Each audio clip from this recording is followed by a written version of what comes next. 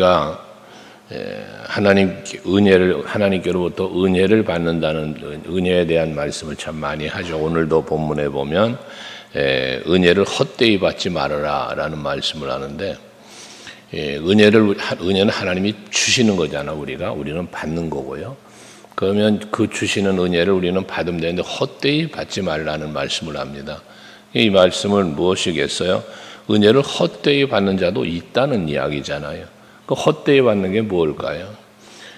은혜의 의미를 모르고 은혜에 대한 누림이 없는 삶을 사는 게 헛되이 받는 거잖아요. 하나님은 분명히 주신 은혜잖아요. 그 주신 은혜가 아담에게 말하면 지음받은 은혜고, 그 모든 것을 풍요롭게 누릴 수 있는 누림의 은혜를 받은 거잖아요. 근데 그 받은 은혜를 온전하게 누리지 못하고 선악과를 먹는 이런 참 악을 행하죠. 그래서 결국 반드시 죽으리라는 죽음, 영적인 죽음을 맞이하게 되고 하나님과의 관계가 단절되는, 죄는 단절되는 거니까 그래 되어버리고 만단 말이에요. 오늘을 사는 우리도 마찬가지. 우리는 하나님의 은혜를 입었어요. 그리스도의 사랑을 입은 자들이에요. 택함을 입은 자들이에요. 그런데 그러한 은혜를 입었음에도 은혜를 받은 자답게 살지 못한다면 그 은혜는 헛되이 받는 게 된다고 말입니다.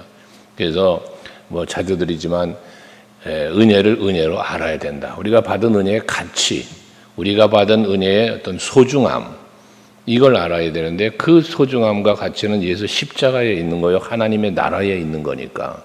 이걸 얼마나 내가 받은 은혜가 소중한 은혜인지를 알아야 된다는 것을 말하는 거예요.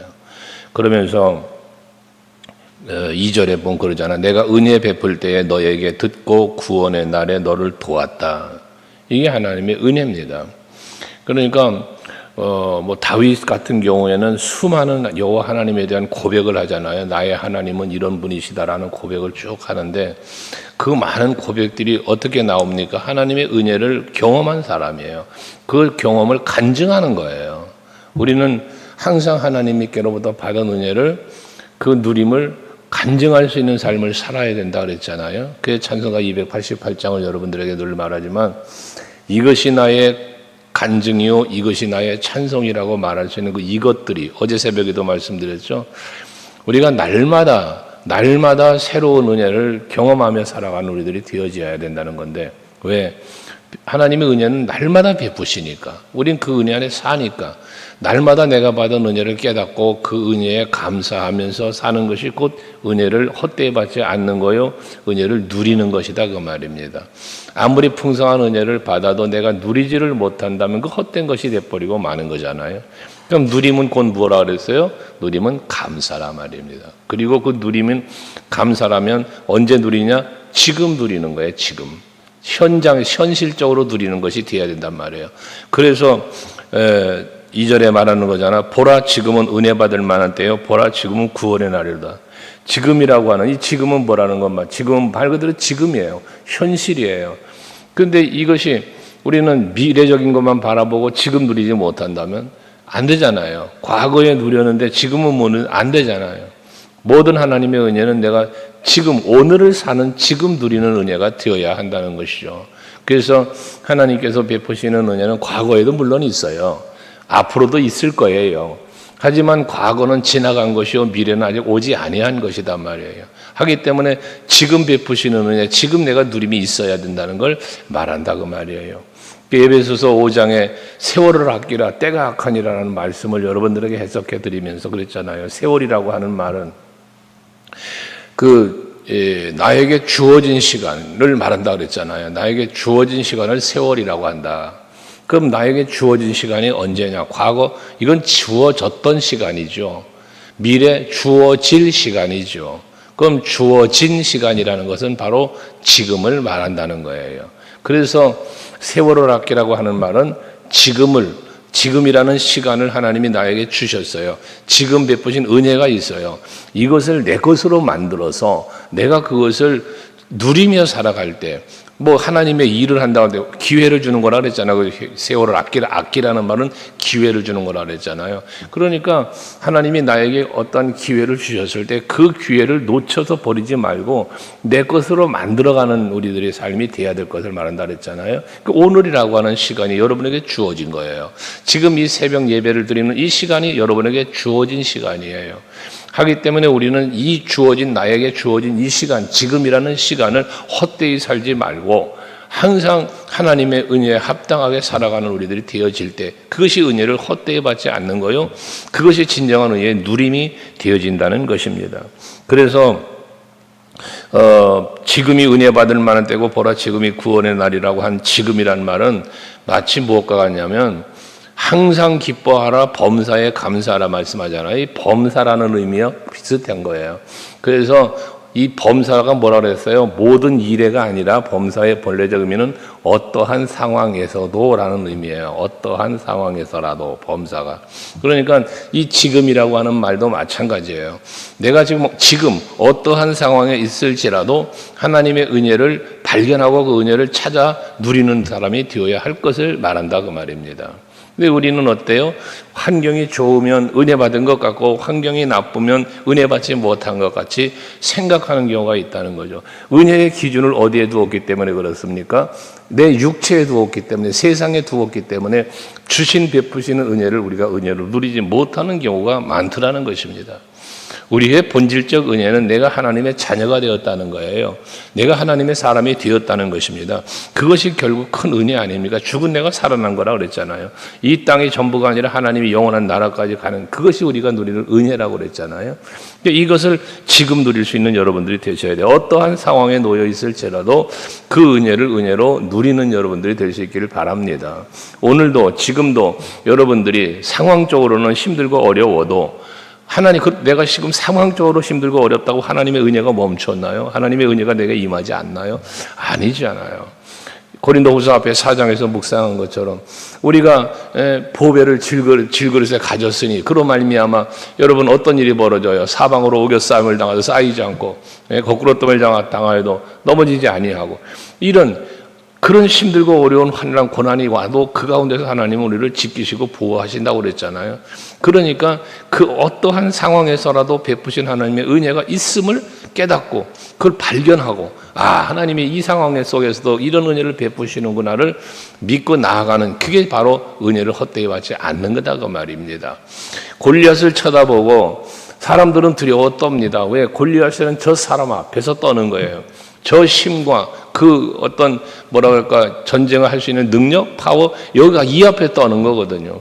근데 다윗은요 하나님이 함께 하심을 믿고 하나님의 이름을 의지하여 싸우러 나가잖아요.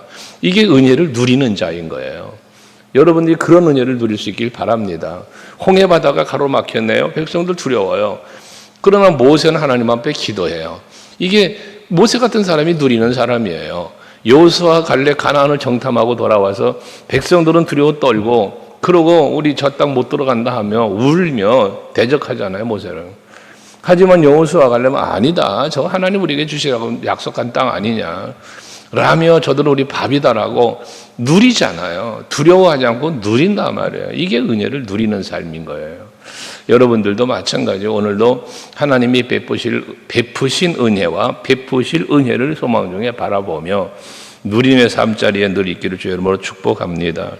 그러면서 3절에 보면 우리가 이 직분이 비방받지 않게 하려고 라고 말씀하고 있습니다. 늘 비방을 받지 않기 위해서 뭐 하는 거냐? 그 3절 4절은 자기 자신을 살피는 것에 대한 이야기라는 거예요. 내가 나를 살펴서 하나님 앞에 부끄럽지 않게 세상 앞에 부끄럽지 않게 살기 위한 자기 살핌을 말하는 거거든요. 그래서 하는 일이 뭐냐? 직분이 비방거리가 되지 않게 하려고 힘썼다는 거예요. 또 아무에게도 걸리지 않게 하려고 했다는 거예요. 그것이 바로 우리 스스로의 주어진 직분을 감당하기 위한 바울의 애씀이라는 것이죠. 그래서 여러분들도 마찬가지 되겠죠. 비방을 받거나 거리낌이 되지 않는 삶을 살아가는 여러분이 되셔야 한단 말입니다. 세상 사람들 앞에도, 여러분들 살아가는 모든 삶의 현장도 그렇지만 교회에서도 마찬가지예요. 여러분들이 사람들 앞에 비방거리가 되지 말아야 된다. 여러분 말씀드렸잖아요. 여러분의 이름이 거론되어질 때에 그 거론되어진 여러분의 이름을 누군가에 의해서 이야기 될 때면 그분이라고 존경받을 만한 여러분이 되셔야 된다고. 근데 이름이 거론되면 에이 그 사람 하며 뭔가 비방을 받을 만한 그러한 모습을 만들지 말라는 거예요. 또 거리낌이 된다는 건 뭘 말합니까? 거리낌이 된다는 건 걸림돌 되는 거예요. 방해꾼이 되는 거예요. 누군가를 실족하게 하는 거예요. 이게 거리낌이거든요. 나로 인하여 누군가가 미끄러져 넘어지고 나로 인하여 하나님의 일이 방해가 되어지고 그러지 말아야 될 걸 말하는 거예요. 우리는 하나님의 은혜 안에 사는 자가 되어져야 그렇게 살질 않아요. 자기를 늘 살피지 않으면 비방거리가 될 수 있고 또한 거리낌이 되는 사람이 될 수 있는 거거든요. 그게 자기 성찰하라 그 말을 하는 거예요. 남을 보며 비방하고 남을 보며 판단하는 것뿐만 아니라 그보다 먼저 나를 살펴보는 우리들이 돼야 한다는 것이죠. 마태복음 7장에서 예수께서 말씀하신 거잖아요. 형제의 눈 속에 있는 티를 보면서 네 속에 들보를 못 보냐는 거잖아요. 예수님 말씀이. 그 말씀의 의미가 뭡니까? 자기 살피라는 거죠. 남을 보고 판단하지 말고 자기를 살피라는 의미의 말씀 아니겠어요? 바로 그것을 말하는 겁니다. 그러면서 4절과 5절 말씀에 보면 자기에게 주어진 직분과 사명을 감당하기 위해서 어떻게 살았는가를 말하는 거거든요. 오직 모든 일에 하나님의 일꾼으로 자천하여 많이 견디는 것과 환난과 궁핍과 고난과 매맞음과 갇힘과 난동과 수고로움과 자지 못함과 먹지 못한 가운데서도 이 사명을 감당하기 위해 당한 고난들이에요. 바울이 자기에게 주어진 사명을 감당하기 위하여 당했던 많은 고난들, 앞에 고린도전서 11장에서 말씀했던 것처럼 수많은 매를 맞고 감옥에 갇히고 죽음에 처한 위기도 빠졌었고, 다 무엇 때문에 그런 일을 당합니까? 복음을 전하기 위하여서라는 말씀입니다. 그러니까 우리들도 신앙생활 하면서 정말 예수님의 그 복음을, 이 복음을 전하고 내 믿음을 지키고 은혜 안에 살기 위하여 내가 당하는 고난이 과연 얼마나 있었는가라는 것이죠. 바울은 미쳤다는 소리를 들었잖아요. 그러니까 우리가 미쳤다는 소리를 들을 정도로 저 사람은 예수한테 미쳤어. 저 사람은 교회에 미쳤어. 저 사람 예배에 미쳐, 전도에 미쳐, 기도에 미쳐. 이런 미쳤다는 소리를 들을 만큼 온전히 예수 안에 살아갈 수 있는 여러분들이 되어지는 것, 그게 바로 여러분에게 주어진 직분, 사명 또는 받은 은혜에 합당하게 살기 위한 노력이라는 거죠. 힘씀이라는 겁니다. 바로 그렇게 살았다는 거예요.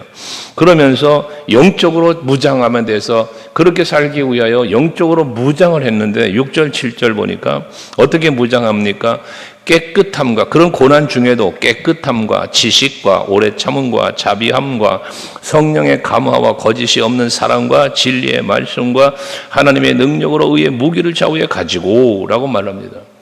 이게 영적인 무장을 이렇게 했다는 겁니다. 자기를 성찰하면서 또 자기에게 주어진 직분과 사명을 감당하기 위해서 그 많은 고난을 견뎌내며 그 엄청난 고난 속에서도 자기의 영적인 무장을 하여 자기 자신을 지키고 믿음을 지키고 사명을 감당하기 위한 영적인 무장을 이렇게 했다는 거예요.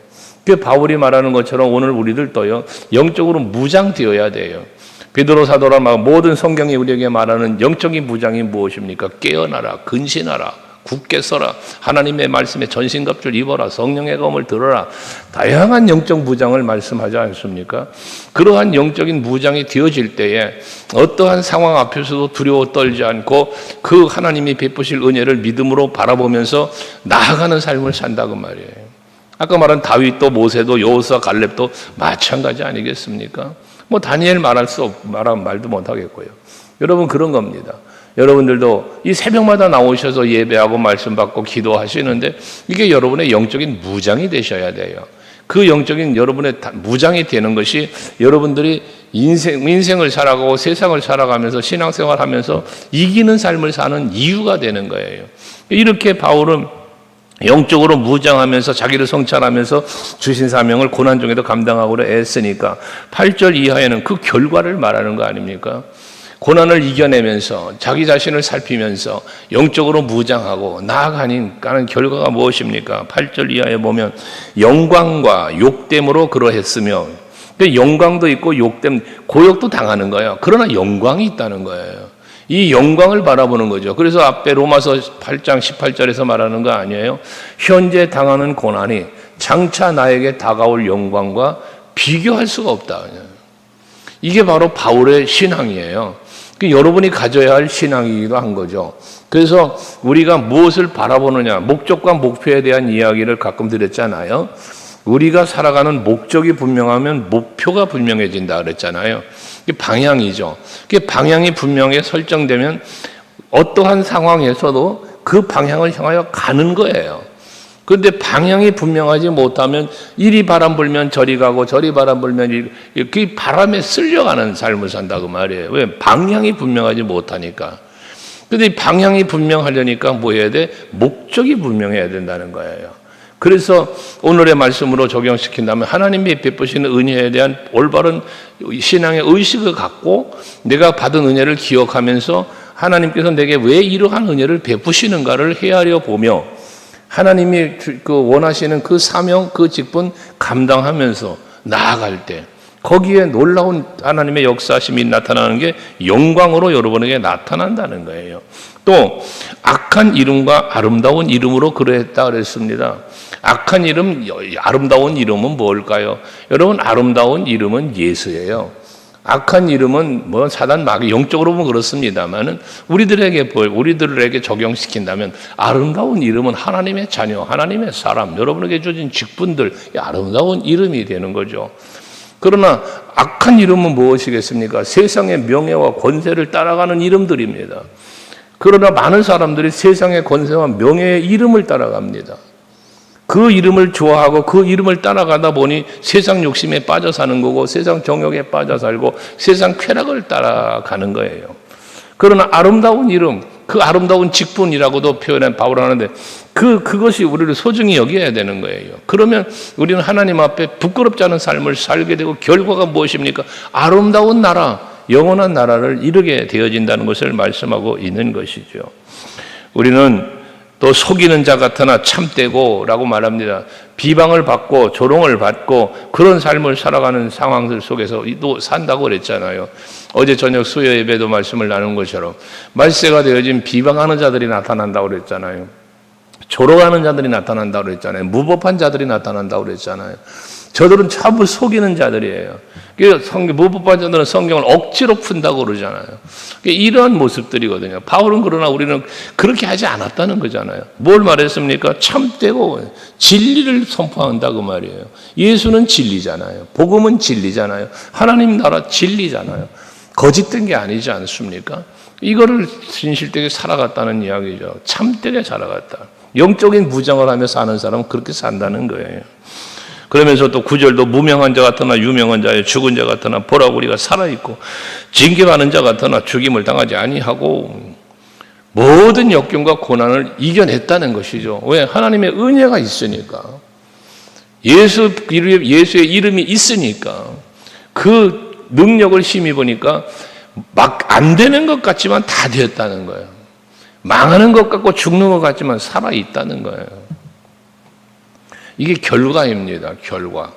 그래서 여러분들이 은혜를 받았으니 이 받은 은혜를 가지고 항상 자기 자신을 살피며 주어진 사명을 고난 중에도 이 사명을 감당하기 위해 고난을 견뎌내고 이겨내는 영적 무장을 하고 이렇게 나아가면 이런 결과가 여러분 앞에 펼쳐진다는 거죠. 그래서 10절에 말하잖아요. 근심하는 자 같으나 항상 기뻐하고 그래요.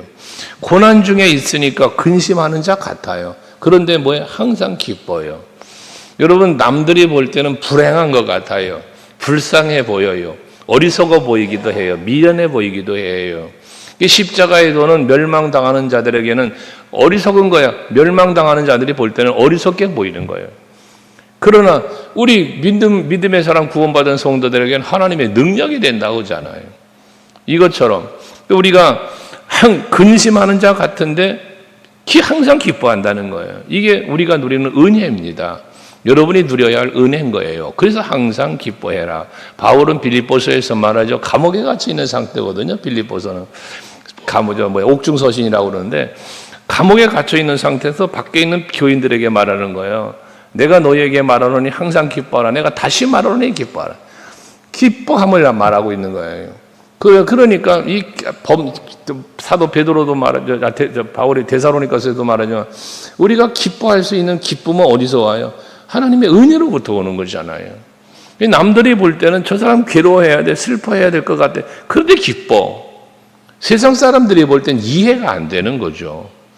하지만 우리는 이 이해가, 그게 누림이 되는 거라고 그랬잖아요. 여러분, 오늘도 기뻐하며 사세요. 그게 우리 구원받은 성도가 하나님의 은혜로 누리는 자가 됩니다.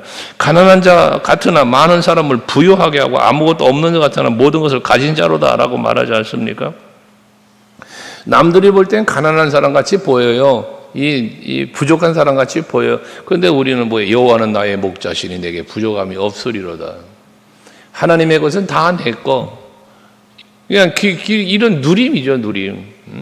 옛날에 그 충주 수련회 갔을 때 우리 권사님 사과밥 보고 이거 우리 아버지 거라고 그래가지고 한번 혼란을 겪은 적이 있었죠. 진짜인 줄 알고 따먹으려고 그랬다며요. 하나님 아버지 거라고 그랬다는데. 여러분, 우리의 신앙의 의식이야. 모든 것이 하나님의 것이야. 그 하나님의 건 내 것이야. 라는 신앙. 그렇다고 물론 남의 건 막 내 거라고 막 마음대로 가지고 그러는 말이 아니잖아요.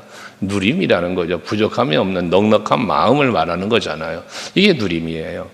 오늘도 여러분 하루를 사시면서 뒷부분에 오늘 본문의 은혜를 우리가 은혜로 받아서 누리는 삶의 자리에 가서 어떠한 역경과 고난도 잘 견뎌내시고 그 은혜의 누림 속에 하나님께 영광을 돌리면서 사람들이 볼 때는 부족하고 사람들이 볼 때는 연약하고 한 것 같아도 우린 예수 안에서 누리는 행복과 즐거움이 있다는 사실을 늘 기억하시면서 그 누림이 여러분에게 있는 하루가 되시기를 주의 이름으로 축복합니다. 기도하시겠습니다.